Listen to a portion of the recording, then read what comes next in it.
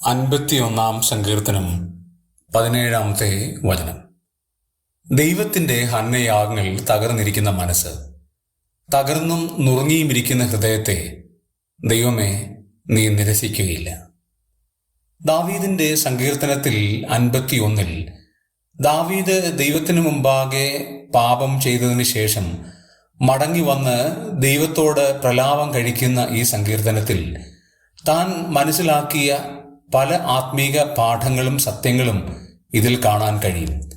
അതിൽ ഒരു കാര്യമാണ് ഇവിടെ പറഞ്ഞിരിക്കുന്നത്: ദൈവത്തിൻ്റെ ഹനനയാഗങ്ങൾ തകർന്നിരിക്കുന്ന മനസ്സാണ്.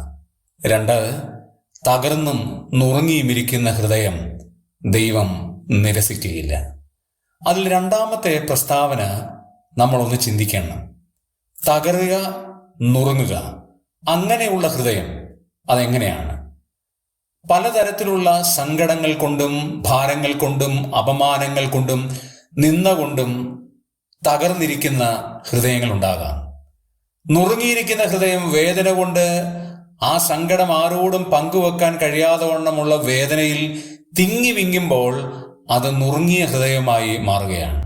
ഇങ്ങനെയുള്ള ഹൃദയത്തെ ദൈവം ഒരു നാളും നിരസിക്കുകയില്ല. നമുക്ക് പ്രത്യാശിക്കാം, ആനന്ദിക്കാം, ദൈവകൃപയിൽ ശരണപ്പെടാം.